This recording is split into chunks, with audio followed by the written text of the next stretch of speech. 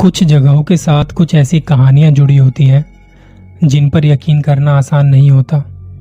ऐसी कहानियों पर कोई तब तक यकीन नहीं करता जब तक कि खुद के साथ ऐसा कुछ ना घट जाए, क्योंकि ये कहानियां हैं बुरी शैतानी ताकतों की।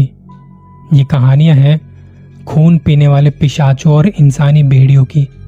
ये कहानियां हैं भूतों की। कहते हैं कि एक इंसान की पूरी जिंदगी का जो सफर है वो एक ही जगह पर आकर रुकता है, शमशान घाट, कब्रिस्तान। माना जाता है कि किसी का अगर अंतिम संस्कार ना किया जाए तो उसकी आत्मा को मुक्ति नहीं मिलती। बहुत सारी बातें मानी जाती हैं जो हमारे पूर्वज कहते आ रहे हैं कि जब किसी का अंतिम संस्कार होता है तो लकड़ियां रखने के बाद वहां पीछे मुड़ के नहीं देखना होता। अगर जो ऐसा नहीं करता तो उस वक्त वहां जो अदृश्य शक्तियां होती हैं, आत्माएं होती हैं, भूत होते हैं, वो आपके पीछे पड़ जाते हैं और फिर उस इंसान को, या कहूं तो उस इंसान की आत्मा को उसके शरीर से निकालकर अपने साथ ले जाती हैं। सूरज एक नौजवान लड़का जो अपने किसी रिश्तेदार का अंतिम संस्कार करके घर वापस लौट रहा था, और सूरज कभी ऐसी बातों को नहीं मानता था। सूरज को उस वक्त ना जाने क्या हुआ, उसका मन किया, उससे रहा नहीं गया पीछे देखे बिना। उसमें उत्सुकता थी वो जानने की कि पीछे क्या है, आखिर क्या हो सकता है ऐसा करने पर। आप जब ये पूरी कहानी सुनेंगे तो आपको अंदाजा जरूर हो जाएगा और फिर कभी ऐसा करने के बारे में सोचेंगे तक नहीं। सूरज, जिसकी उम्र 16 साल की थी, वो अपने गांव छुट्टियां मनाने के लिए गया हुआ था। सूरज जो था वो हमेशा से शहर में रहा था।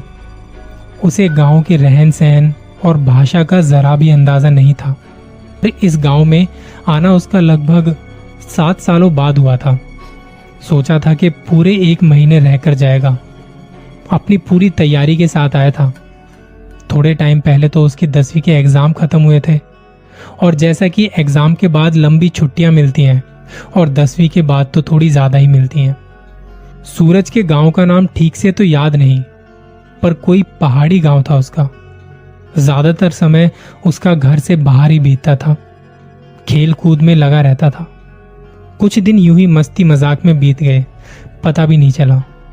एक दिन उसके मोहल्ले के एक बुजुर्ग व्यक्ति, जिनकी उम्र लगभग 75 के आसपास थी, किसी कारणवश उनका निधन हो गया। गांव में जो मोहल्ले होते हैं ना, वहां पे जो कनेक्शन होता है, या कह लो कि बॉन्डिंग बहुत अच्छी होती है शहरों के मुकाबले। तो जब उन बुजुर्ग व्यक्ति का निधन हुआ, उसके बाद उनके अंतिम संस्कार की विधि शुरू हुई और शमशान ले जाने की तैयारी शुरू हुई। सूरज को शुरू से ही भूतों की कहानी में बड़ी दिलचस्पी थी, लेकिन उसे विश्वास बिल्कुल भी नहीं था। जब कभी कोई उसे ऐसी कहानी सुनाया करता तो वो इन सब बातों को फालतू बातें या बकवास कह के मजाक बनाया करता था। सूरज ने बहुत से लोगों से सुना था और कुछ इंटरनेट पर भी पढ़ा था कि शमशान में भूत और आत्माएं होती हैं, और उसे कभी किसी की अंतिम यात्रा में जाने का अनुभव भी नहीं था। और वैसे भी वो छोटा बच्चा था तो उसका वहां क्या काम। लेकिन इस बार वो जिद करने लगा और उसे वहां पर जाके ये प्रक्रिया देखने की उत्सुकता थी। हालांकि इसमें उत्सुकता जैसी तो कोई बात थी नहीं, लेकिन वो शायद इस बात को लेकर बड़ा एक्साइटेड तो था। अब जब अंतिम संस्कार की विधि के लिए जैसे ही ट्रक में उस शव को रखा गया तो सूरज भी उस ट्रक में चढ़ गया। वैसे तो वहां और भी लोग थे, पर उस भीड़ में वो भी चढ़ गया। अब ट्रक चलने लगा और सूरज की नजर बार बार उस शव पर जा रही थी। सूरज के दादाजी भी उसी ट्रक में थे, तो उन्होंने उसे देखा और कई बार इस बात को लेकर टोका भी। कहा कि बेटा, कभी भी ऐसी चीजों को या ऐसी जगहों को ज्यादा बार बार घूर के नहीं देखना चाहिए।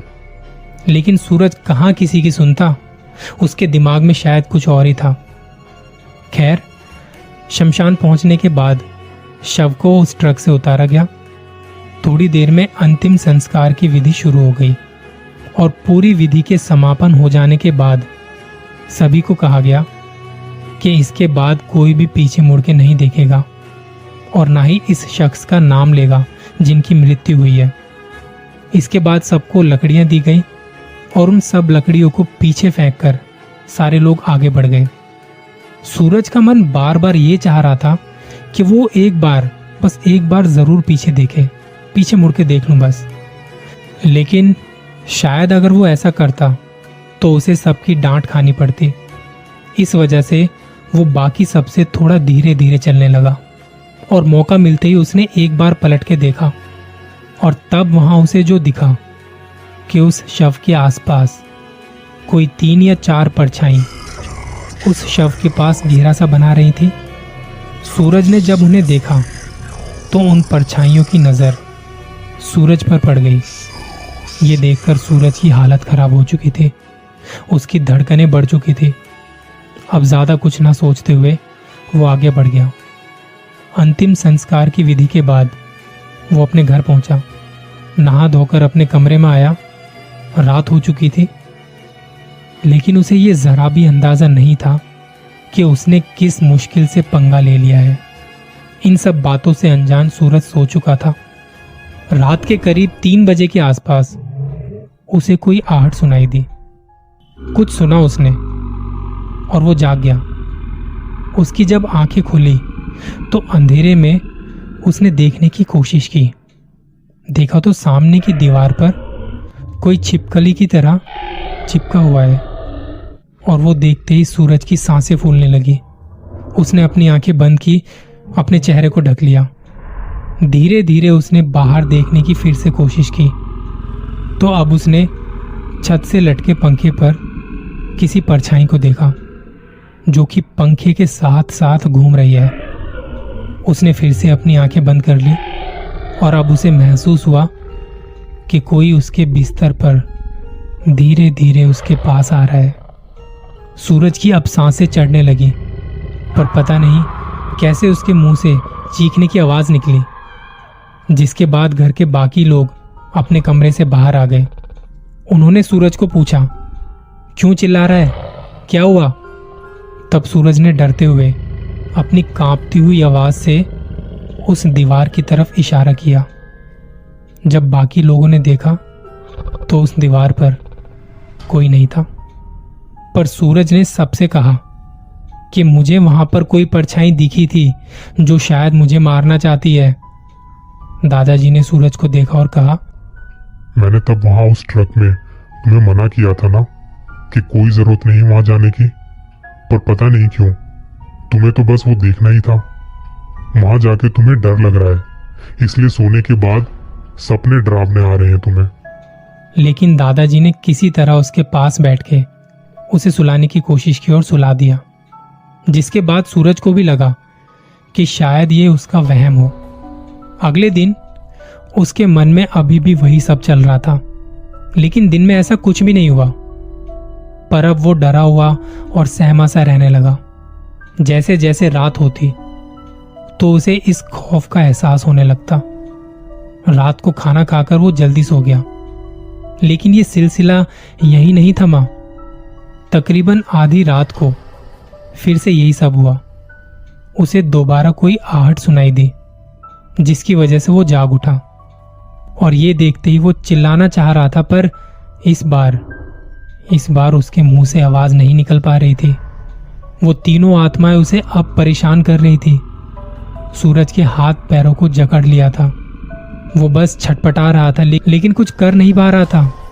सूरज ने अपनी आंखें कस के बंद कर ली और उसमें से एक बड़ी भारी आवाज में किसी ने कहा कि तूने जो गलती की है उसकी सजा तो तुझे भुगतनी पड़ेगी। तूने तेरी जिंदगी की सबसे बड़ी गलती कर दी है। खैर, अब तेरे पास समय ही कहाँ रह गया है। बहुत जल्दी हम भटकती आत्माओं के बीच तेरा भी नाम होगा। और अचानक से एक हंसी की आवाज के साथ वो आत्माएं कहीं गायब सी हो गई। सूरज के मुंह से अब आवाज निकली और उसके हाथ पांव भी खुल गए। तब उसे यकीन हो चुका था कि हमारी इस दुनिया के बाहर भी एक और दुनिया है। अगले दिन जब वो उठा तो उसने जिद की कि उसे शहर वापस जाना है। शायद उसके मन में था कि यहाँ से जाने के बाद उन आत्माओं से पीछा छूट जाएगा, लेकिन शायद ये उसकी गलतफहमी थी।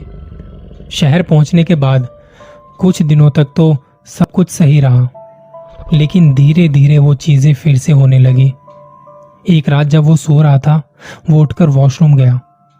हाथ धोने के लिए वॉश बेसिन की तरफ बढ़ा, हाथ धोने लगा और फिर वहां जो शीशा था उसमें देखा तो वही आत्मा उसके पीछे दीवार पर से ऊपर से नीचे सरक रही है।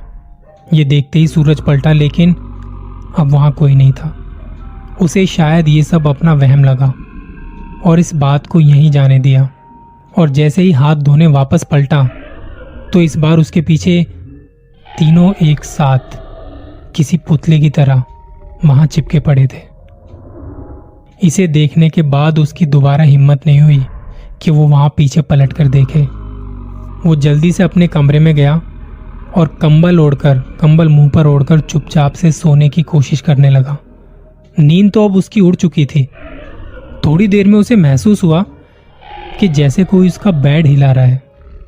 एक तो पहले से ही इतना डरा हुआ था और अब ये सब होता देख और भी ज्यादा डर गया। फिर भी उसने हिम्मत करके डरते डरते बेड के नीचे की तरफ झांकते हुए देखा तो उसकी आंखें फटी की फटी रह गई। वहां एक परछाई थी जो बेड को जोर जोर से हिला रही थी।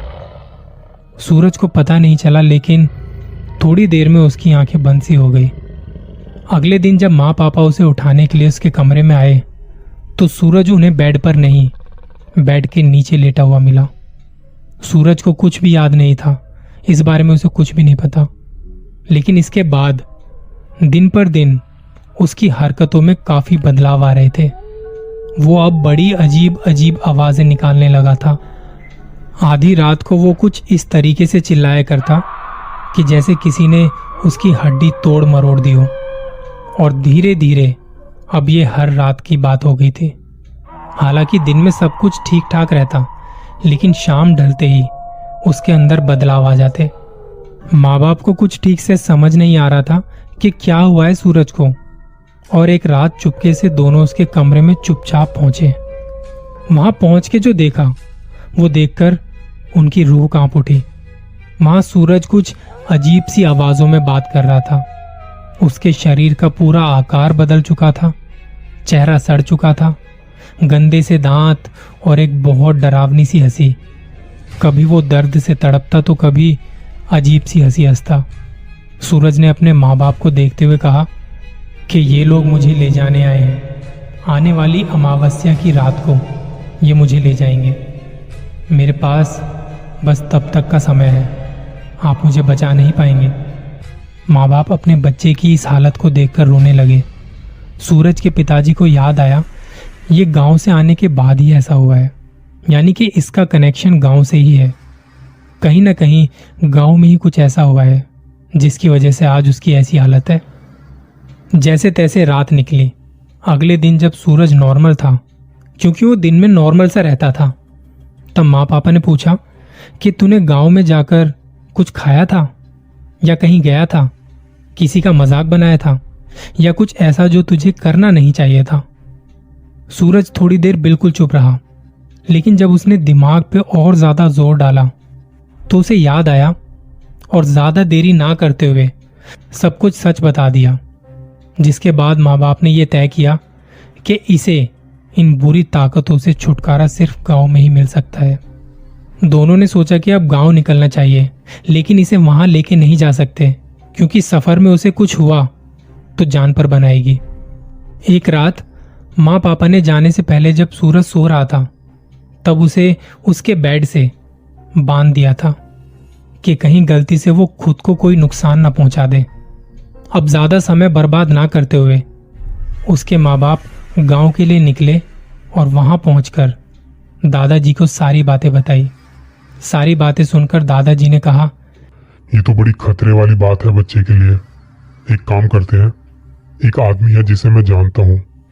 यहाँ किसी को भी कोई दुख तकलीफ होती है तो सब उसी आदमी के पास जाते हैं। अब समय बर्बाद ना करते हुए उनके पास वो तीनों पहुंचे। जहां ये लोग गए थे, इनका नाम था गौरी शंकर। वो एक पंडित थे जो शमशान में पिंड दान वगैरह करते थे, वहां पर यज्ञ वगैरह भी करते थे, उन्हें जाकर बताया सूरज के बारे में। तो गौरी शंकर जी तभी उनके साथ चलने को तैयार हो गए। जब ये लोग घर पहुंचे तो वहां का माहौल डरावना और काफी उथल पुथल भरा था। सूरज अपने कमरे में नहीं था। बाहर आके दूसरे कमरे में देखा तो पंखे से उल्टा लटक रहा था। गौरी शंकर जी ने पहले तो उसे थोड़ी देर देखा और फिर गंगा जल उस पर छिड़का, तब जाके वो नीचे आया। पंडित जी ने कुछ मंत्र वगैरह का जाप किया, घर का शुद्धिकरण किया गया, जिसके बाद सूरज के अंदर जो आत्माएं थी वो अजीब तरह से तड़पने लगी। पंडित जी ने अपनी पूरी ताकत लगाई और पूरी ताकत लगा के सूरज के शरीर से उन आत्माओं को बाहर किया। मंत्र वगैरह पढ़ते पढ़ते उन्होंने उन आत्माओं को एक लोटे में कैद कर दिया और वो लोटा बंद कर दिया, उसे लाल कपड़े से ढक दिया। पंडित जी ने ये सब करने के बाद सूरज के माता पिता और सूरज से कहा, जिस तरह इंसानों का मान सम्मान होता है उसी तरह आत्माएं भी इसे महसूस करती हैं। इसलिए जब किसी शव का अंतिम संस्कार किया जाता है तो उसके साथ जो वहां आसपास और भी आत्माएं होती हैं वो उस शव की धुंध के जरिए मोक्ष तलाशती हैं। उस वक्त अगर किसी की नजर इन पर पड़ जाए तो उनका वो मकसद पूरा नहीं हो पाता। इसी वजह से सूरज से बदला लेने के लिए वो आत्माएं यहां तक आई थी। अगर ज्यादा देर हो जाती तो वो इसकी आत्मा को शरीर से खींचकर अपने साथ ले जाते। सूरज ये सुनते सुनते बेहोश होकर गिर पड़ा, लेकिन कुछ समय बाद उसे होश आया। उसे अपने किए पर बहुत ज्यादा शर्मिंदगी महसूस हुई। तब गौरी शंकर जी ने उसे एक धागा बना कर दिया और कहा, इसे हमेशा अपने पास रखना। कहते हैं ना कि अंधविश्वास तब तक ही रहता है जब तक कि खुद के साथ ना घट जाए। इस कहानी से एक सीख मिलती है कि हमें हर चीज की इज्जत करनी चाहिए। कहने को तो भगवान भी हमें नहीं दिखाई देते, लेकिन फिर भी सबके घरों में मंदिर होते हैं जिस पर शायद सभी का विश्वास होता है। आप बताइए, आप कितना विश्वास करते हो इन चीजों पर? और हाँ, अपना ख्याल रखिएगा।